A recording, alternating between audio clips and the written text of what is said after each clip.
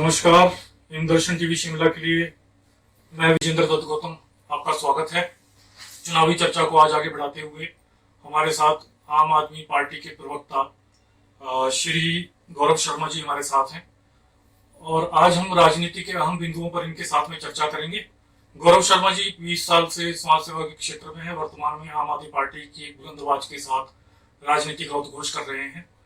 आज हम इनसे जानेंगे आम आदमी पार्टी की आगामी रणनीति क्या है।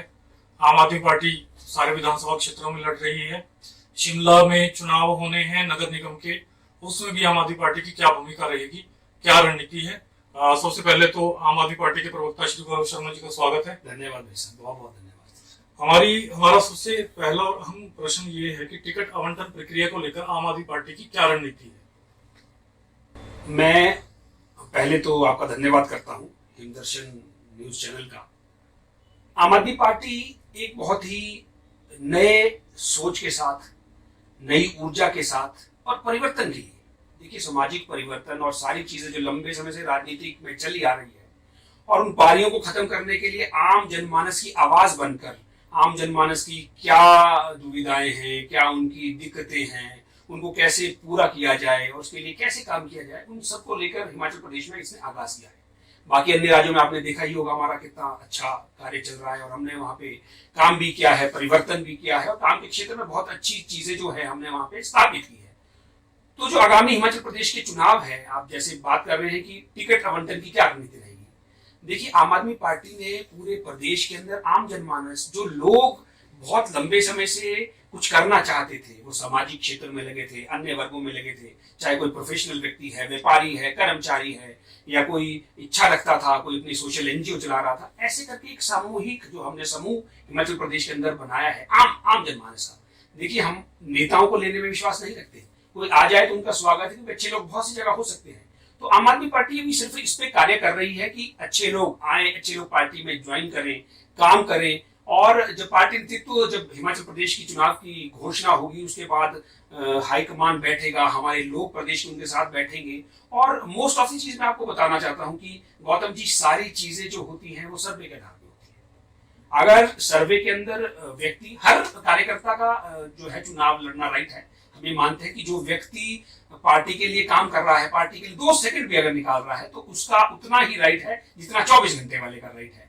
तो कहीं ना कहीं जब ये सारी चीजें आएंगी, सब आसपास में सूझबूझ करके सर्वे से भी लिया जाएगा कि व्यक्ति की कितनी आम जनमानस में उसकी पकड़ है और उस क्षेत्र में जिसे वो चुनाव लड़ना चाहता है, क्या उसका वहां पे रुतबा सूख है, क्या लोगों की वो पसंद है नहीं, ये सारी चीजें देखी जाएगी। और मैं समझता हूँ कि बहुत सारे जो है चीजें तय करेंगी, जो है मापदंड रखे गए हैं और वो सारी चीजों पे जो निकल के आएगा वो हमारा आम आदमी पार्टी का प्रत्याशी होगा और सारे जो कार्यकर्ता है उस आम आदमी पार्टी के जो है प्रत्याशी के लिए काम करना आराम कर। ये बड़ी अच्छी बात है। अभी तीसरा, आप आम आदमी को जोड़ रहे हैं लगातार और आम आदमी से ही चुनाव लड़वाने की बात कर रहे हैं, ये बिल्कुल नई बात है। अगले प्रश्न की ओर बढ़ते हैं। अगला प्रश्न है, वर्तमान में जैसे पार्टी का आपने सर्वे का जिक्र किया है, सर्वे करती है पार्टी, तो आपका क्या अनुमान है पार्टी का, कितनी सीटें हिमाचल प्रदेश में आप दावा कर रहे हैं कि आपकी आ सकती है, विपक्ष में या सत्ता में? तो आप इस दावे के बारे में हमारे को जानकारी दीजिए। मुझे खुद हैरानी और परेशानी हुई, मैं लंबे समय से सामाजिक क्षेत्र में जुड़ा हुआ हूँ। बहुत कम समय के अंदर एक पार्टी हिमाचल प्रदेश में आती है, लोगों के बीच जाती है और ये जानकर आपको बहुत हैरानी भी होनी चाहिए, क्योंकि आप लंबे समय से पत्रकारिता में हैं। 10,000 लोगों को, पदाधिकारियों को, जिसमें हमने पंचायत के प्रभारी और पंचायत में सचिवों को नियुक्त किया, उन लोगों की शपथ हमने सोलन के अंदर रखी। 10,000, आप यकीन नहीं मान सकते। लगभग हमारा जो पार्टी का कुनबा है, सक्रिय कार्यकर्ताओं का कुनबा है, वो लगभग अभी कोई 15,000 को छू चुका है, जो हमारे पदाधिकारी हैं। और हिमाचल प्रदेश के अंदर कांग्रेस और बीजेपी नकारती रहे, कोई अतिशोक्ति नहीं है, वो नकारें क्योंकि उनका ध्येय भी है, वो पॉलिटिकल पार्टीज है। लेकिन जो काम उन्होंने 50 और 50 वर्ष कांग्रेस है, 17 वर्ष से लेकर भारतीय जनता पार्टी जो है सरकार चला रही है, जो उन्होंने काम नहीं किए, उन कामों को लेकर हमने हिमाचल प्रदेश की जनता के बीच आवाज उठाई है। शिक्षा हो, स्वास्थ्य हो, अन्य बेरोजगारी हो, एम्प्लॉइज चाहे मुद्दा हो, तो लोगों ने कहीं ना कहीं हमें प्यार दिया, लोगों ने हमें कहीं ना कहीं स्वीकारा। और अभी हिमाचल प्रदेश के अंदर पहली पसंद जो आम जनमानस की, वो आम आदमी पार्टी है। और आप अगर ना भूले होंगे और ये अगर समाज को आपके माध्यम से मैं याद दिलाना चाहता हूं, भारतीय जनता पार्टी 1998 के अंदर सरकार, जो 5 साल पहली सरकार उन्होंने पूर्ण राज्य सरकार चलाई, वो किसके सिर पे चलाई? थर्ड फ्रंट के सिर। पंडित सुखराम ना होते, वो सीटें ना ले जाते, तो क्या भारतीय जनता पार्टी की उत्पत्ति प्रदेश में हो पाती? वही 5 साल के कारण उनका नेतृत्व भी बना, उनके नेताओं के नाम भी आए, उनके जो आज बड़े नेता अलग कमान कहलाते हैं, वो उसी इंडिपेंडेंट दल की देन है। और बहुत से ऐसे, ठाकुर सिंधिकी ने 12 सीटें ली, कांग्रेस में मर्ज किया, सुखराम जी आए, एचएलपी बनी, एचएलपी में महेश्वर जी आए, उन्होंने पूरा ऑपोजिशन चलाया। ऐसा नहीं है, हिमाचल प्रदेश में हमेशा ही थर्ड फ्रंट के लिए कहीं ना कहीं लोगों के दिलों में जगह रही है और लोग आए भी हैं, सरकारें भी बनी है, लेकिन स्टेबल वो नहीं रह पाए। स्टेबल नहीं रह पाए तो कहीं ना कहीं वो विश्वास लोगों के बीच खोते रहे, इसलिए ऑप्शन जो रह गई वो रह गई कांग्रेस और बीजेपी। इसलिए इनकी मनमानी चलती रही, 5 साल आपके, 5 साल हमारे।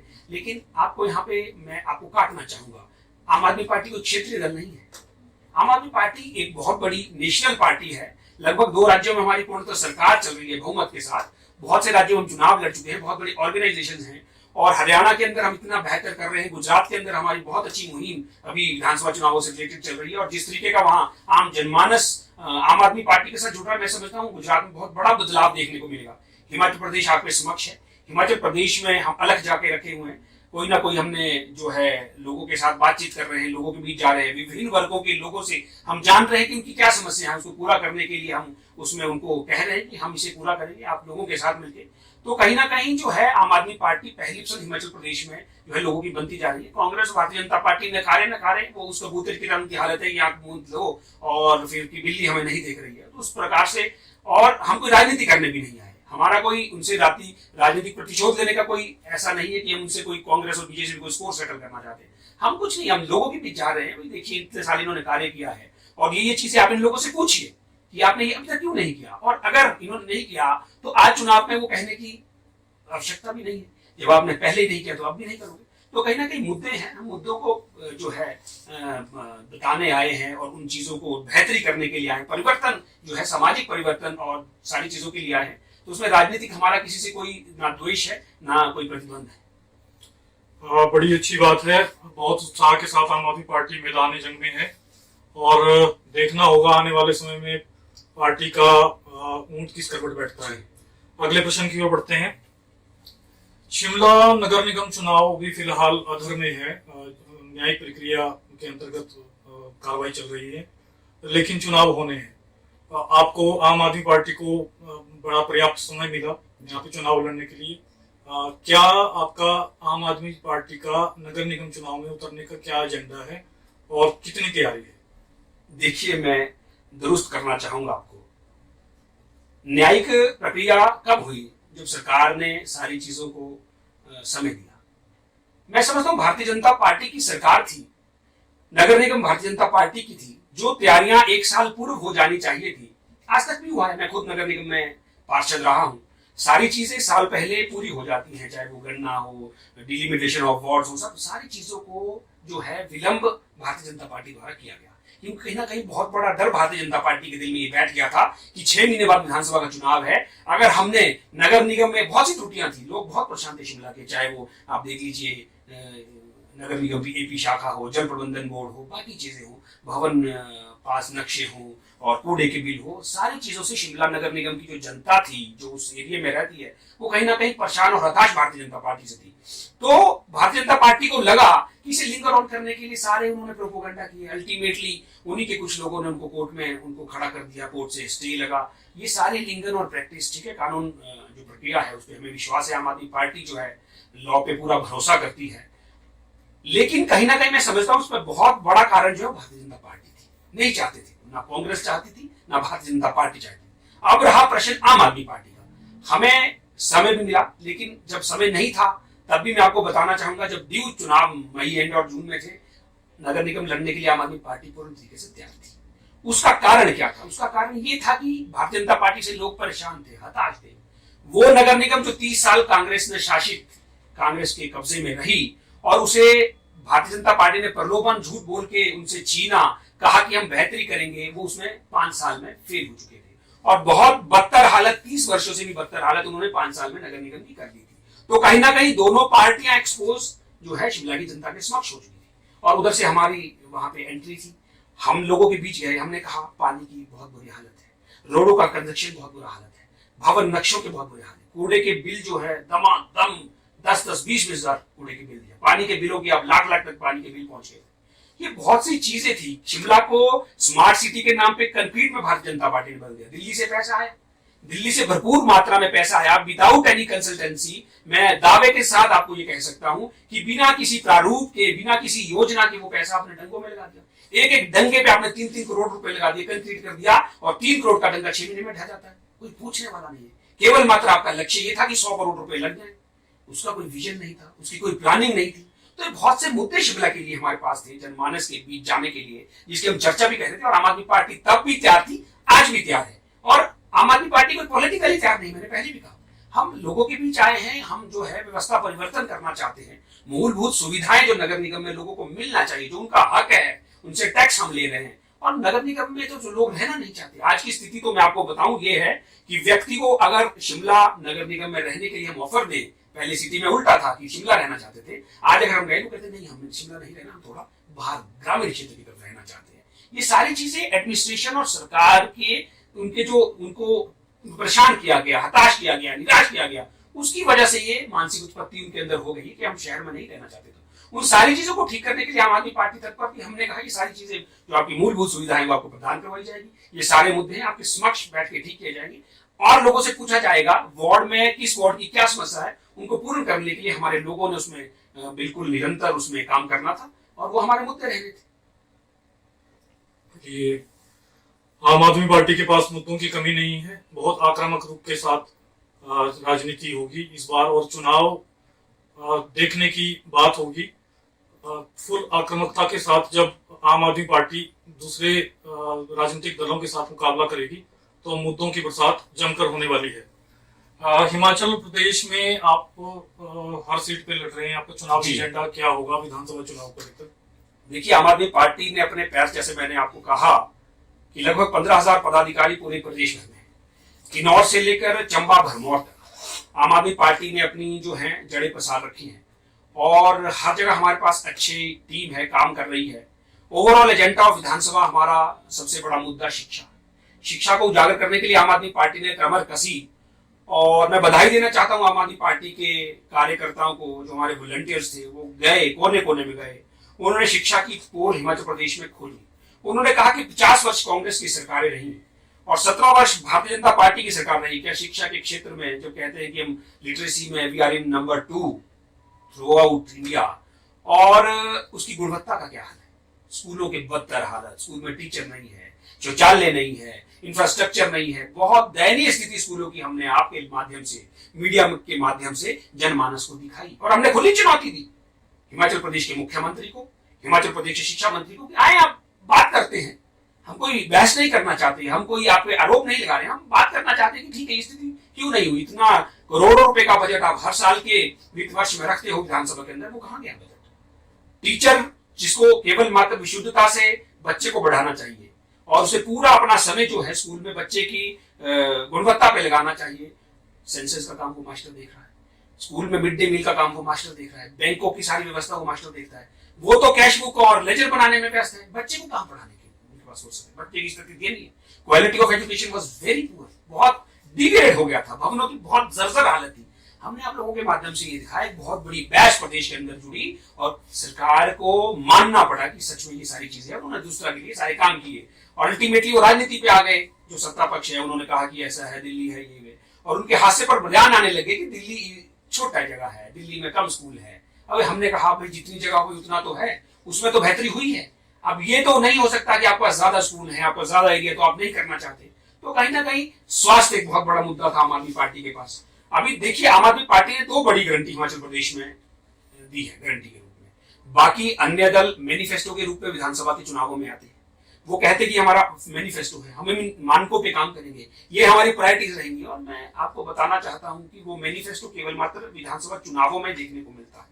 उसका ढिंडोरा, उसका जो रोना पीटना है, वो सिर्फ केवल मात्र विधानसभा चुनाव के बाद, चाहे कांग्रेस सत्ता में आई हो, चाहे भारतीय जनता सत्ता में आई हो, मैनिफेस्टो का पता ही नहीं चलता, वो कूड़े के ढेर में पड़ा होता है, कोई पूछने वाला नहीं है, क्योंकि सत्ता पक्ष के लोगों को पूछने के लिए निकुंज हो जाते हैं। 5 साल उन्हें पूछने वाला कोई नहीं है। और जो विपक्षी दल होता है वो अपनी हार का ठिकरा एक दूसरे फुट में 5 साल निकालता है कि अगली 5 साल की तैयारी करो, इसलिए कोई कंपटीशन नहीं था। आम आदमी पार्टी गारंटी के रूप में उस मैनिफेस्टो को नहीं देती है, गारंटी के रूप में कार्य को देती है कि हम शिक्षा के क्षेत्र में हमने गारंटी 2 दे दी है विधानसभा के निकट, आपने देखा होगा। एक शिक्षा के क्षेत्र में दी है, एक स्वास्थ्य के क्षेत्र में दी है।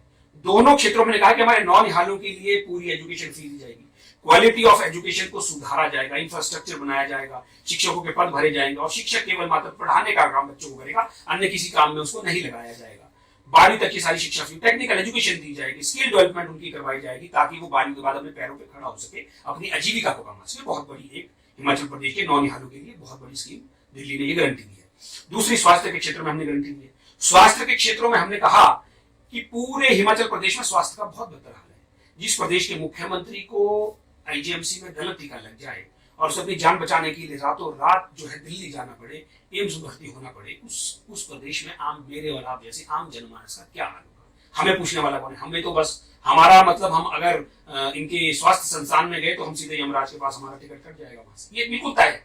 तो हमने कहा स्वास्थ्य की दृष्टि में बहुत बेहतरी होनी चाहिए, काम होना चाहिए और किसी भी वर्ग का व्यक्ति हो, चाहे वो गरीब हो चाहे वो अमीर हो, सबका इलाज हिमाचल प्रदेश के अस्पतालों में निःशुल्क किया जाएगा। उनके टेस्ट फ्री कराए जाएंगे, उनकी जितनी दवाइयां उनको निःशुल्क प्रदान करवाई जाएगी, जितने डॉक्टरों के पद है वो भरे जाएंगे और कोई एक्सीडेंट हिमाचल प्रदेश के अंदर हो जाता है तो बिल्कुल निःशुल्क उसका इलाज करवाया जाएगा। हिमाचल प्रदेश ये नहीं पूछेगा कि व्यक्ति उत्तराखंड से आया था, व्यक्ति दिल्ली से आया था, व्यक्ति चंडीगढ़ से आया था, ये सारी चीजें किसी से नहीं पूछी जाएंगी और इन सब चीजों से ऊपर उठ के उसका इलाज करवाया जाएगा। और उसमें जो सूचना देने वाला व्यक्ति है, उस फरिश्ते करके वो स्कीम है, उसको 4000 रुपए का इनाम दिया जाएगा कि आप इस व्यक्ति को लेकर आए, आप इसकी जान बचाई, आपकी प्रोत्साहन आपको ये राशि है और आपका नाम भी जो है गुप्त रखा जाएगा।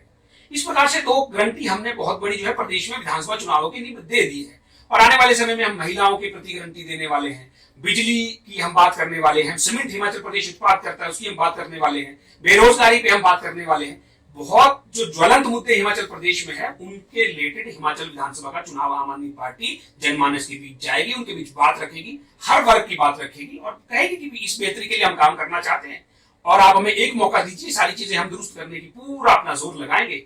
5 साल के बाद जब ये सारे जो हमने आपसे वादे किए हैं, अगर आपको लगेगा हमने कुछ भी नहीं किया, इसमें हम वोट मांगने नहीं आएंगे, हम हाथ जोड़ेंगे। अगर हमने काम किया है तो हमें चुनिएगा, नहीं हमने काम किया हो तो हमसे बेहतर विकल्प को चुनिएगा।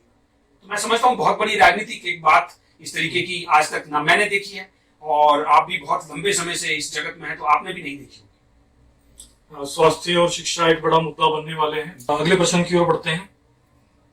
राष्ट्रीय राजनीति की थोड़ी बात कर लेते हैं। राष्ट्रीय राजनीति अक्सर प्रभावित करती है हमारी स्थानीय राजनीति को, लोगों को प्रभावित करती है। राष्ट्रीय स्तर पे बड़ा कुछ चला हुआ है आम आदमी पार्टी के साथ, रोज सुर्खियों में है, भ्रष्टाचार के आरोप लगते रहे हैं। तो हिमाचल में क्या इसका प्रभाव रहने वाला है, इसके बारे में थोड़ा सा एक्सप्लेन करें। देखिए, जो भी व्यक्ति बेहतरी के लिए प्रदेश या देश में काम कर रहा है, उसके पीछे भारतीय जनता पार्टी के नेता हाथ धो के पड़े हैं, वो चाहे कोई भी व्यक्ति हो। अब आम आदमी पार्टी की आपने बात की है तो आम आदमी पार्टी के जो बड़े नेता हैं, चाहे वो अरविंद केजरीवाल जी हमारे सुप्रीमो हैं, उन्होंने एक बहुत बड़ा विकल्प पूरे देश के समक्ष रखा है और बेहतरी के लिए रखा है। उनका अरविंद केजरीवाल मॉडल ऑफ जो गवर्नेंस है, पूरे देश में उसको सराहा जा रहा है, विदेशों में उसको सराहा जा रहा है। और हमारे मुनीष सिसोदिया जी हैं, शिक्षा जगत में वो चाणक्य के नाम से उन्हें जाना जाता है शिक्षा की क्रांति लाने के लिए। तो कहीं ना कहीं भारतीय जनता पार्टी जिस प्रकार से केजरीवाल जी अन्य प्रदेशों के अंदर निरंतर उनका जाना बढ़ रहा है और उनकी लोकप्रियता बढ़ रही है, तो आपने देखा होगा दबिश जो है भारतीय जनता पार्टी ने जो एजेंसियां हैं जिसकी स्वायत्तता पे पूरा हिंदुस्तान गर्व करता था, सीबीआई है, ईडी है, और हमें लगता था कि कहीं ना कहीं ये इंडिपेंडेंट एजेंसीज है, इनके ऊपर जो है पूरा विश्वास पूरे देश के लोगों को है। लेकिन वो भारतीय जनता पार्टी की केंद्र सरकार ने उन्हें अपनी निजी एजेंसियां बना लिया है। जो व्यक्ति भारतीय जनता पार्टी के एजेंडे के खिलाफ काम करेगा, जो व्यक्ति उन्हें सूट नहीं करेगा और जो व्यक्ति उनकी खिलाफत करेगा और उन्हें एक्सपोज करने की कोशिश करेगा, उसके पीछे वो ईडी और सीबीआई को लगा देते हैं। वो व्यक्ति कोई भी हो, किसी भी कद और पार्टी का, ये बड़ा स्पष्ट है। और जिस प्रकार से हमारे नेताओं को उन्होंने तंग किया है, मैं आपके माध्यम से भी एक बात पूछना चाहता हूं कि आप एक उप मुख्यमंत्री को, एक मुख्यमंत्री को एक साजिश के तहत उनके खिलाफ आप कंप्लेंट करते हो, सीबीआई को भेजते हो, ईडी को छापा मारने भेजते हो, और वो लोग बड़े उदार हृदय से कहते हैं कि आप आइए, सर्च कीजिए, कुछ मिलता है तो सीजर भी कीजिए, लेकिन हम पाक साफ लोग हैं, ईमानदार लोग हैं, कुछ नहीं मिलने वाला। निरंतर उनको निराशा हाथ लगती है, खाली हाथ सीबीआई को भी लौटना पड़ता है, ईडी को भी लौटना पड़ता है। लेकिन बार बार उनको भेजने का क्या अभिप्राय है? आखिरकार कहीं ना कहीं आप डिस्ट्रप्शन उनके काम में करना चाहते हो। आप चाहते हो कि वो लोग जो है अपने कामों में कंसंट्रेट ना कर पाए, बाकी राज्यों में उनका घूमना फिरना बंद हो जाए, ताकि वो भारतीय जनता पार्टी के लिए कोई थ्रेट ना साबित हो पॉलिटिकली। तो कहने की भारतीय जनता पार्टी अपने अन्य राज्यों में जमीन खिसकती देख, आम आदमी पार्टी के नेताओं की लोकप्रियता को बढ़ते हुए देख के बौखला गई है और वो बड़ी ओछी राजनीति पे उतर आई है। मैं समझता हूं कि ये जो लोकतंत्र की जो एक हत्या आप कह सकते हैं, कि जो डेमोक्रेटिक सिस्टम ऑफ कंट्री है उसको छिन्न भिन्न करने के लिए भारतीय जनता पार्टी कोई भी जो है चीज नहीं छोड़ना चाहती और निरंतर हमारे नेता को परेशान कर रही है। लेकिन हमारे नेता जो है पाक साफ नेता है, ईमानदार नेता है, परिवर्तन करने के लिए मैं दावे के साथ कह सकता हूं। और मैंने एक दिन भी कहा कि ठीक है, अगर आप इतने हैं तो आप अपने लोगों पे भी दबिश कीजिए। आखिरकार भारतीय जनता पार्टी जो पार्टी ऑफ डिफरेंस की बात करने वाली पार्टी है और थॉट से डिफरेंस की बात करने वाली बात है, राष्ट्रीयता की बात करने, हिंदुत्व की बात करने वाली पार्टी है, आज वो अन्य दल युक्त पार्टी है। सारे दलों के लोग उनके पास है। 75% जो उनके लेजिस्लेटिव लोग हैं वो अन्य दलों से उन्होंने ले रखे हैं। केवल मात्र उनका एक अभिप्राय और उनका एक ही ध्येय है कि व्यक्ति जीतना चाहिए, वो चाहे सीपीआईएम का हो, चाहे वो कांग्रेस का हो, चाहे किसी भी दल का हो, उसे भारतीय जनता पार्टी में प्रलोभन और डरा धमका के ले लिया जाए, वो भारतीय जनता पार्टी का हो गया। आप क्यों नहीं अपने गुजरात के अंदर जो ड्राई स्टेट है, ड्राई स्टेट गुजरात के अंदर काफी लोग अवैध शराब के पीने से मर जाते हैं, जहरीली शराब से मर जाते हैं। भारतीय जनता पार्टी की केंद्रीय सरकार है, दोनों नेता भारतीय जनता पार्टी के केंद्र में जिनका दबदबा रुतबा सूख आज देश के अंदर चल रहा है, गुजरात के रहने वाले, गुजरात के अंदर भारतीय जनता पार्टी की सरकार है। वहां लोगों का मर जाना ड्राई स्टेट के अंदर आपने क्यों नहीं? क्योंकि वो भारतीय जनता पार्टी के नेता है जो उस काम में संलिप्त है और शराब का जो माफिया पूरा देख रहे हैं 2 नंबर में, भारतीय जनता पार्टी के लोग हैं। लोकल एजेंसी तक उनके घर नहीं जाती है और एक व्यक्ति जो ईमानदारी से काम कर रहा है उनके घर आप सीबीआई भेज दोगे, ईडी भेज दोगे। अरे हम दावे के साथ कह रहे हैं, आप अपने 10 नेता को लाइए, 10 हमारे ले जाइए जिसको आप हाथ लगाओगे, और अपने 10 वो ले आइए जिन्हें आप हाथ लगाएंगे, नार्को टेस्ट करवा लीजिए। दूध का दूध पानी का पानी हो जाएगा। लेकिन वो करवाएंगे नहीं, वो इसलिए नहीं करवाएंगे, उनको पता है कि बेईमानी है। केवल मात्र रुतबा सुख और ताकत केंद्र सरकार अपना दिखाना चाहती है, दबिश करना चाहती है, उसके लिए सरकारी एजेंसियों का दुरुपयोग कर रही है, अधिकारियों का दुरुपयोग कर रही है, और जो उनसे करवा रहे हैं ये कर रहे हैं वो, और जिसके ऊपर कर रहे हैं उनके पास वो हमारे लोग तो खुले हैं। हमने तो कह दिया है कि जो देखना है देखिए, जो छांटना है छांटिए, जो लगता है करिए। हम हाथ साफ लोग हैं, हमने 1% कोई भ्रष्टाचार का काम नहीं किया है। चर्चाओं का यह सिलसिला हमारा आगे भी जारी रहेगा। इसी के साथ हम आज चुनावी चर्चा को विराम देते हैं।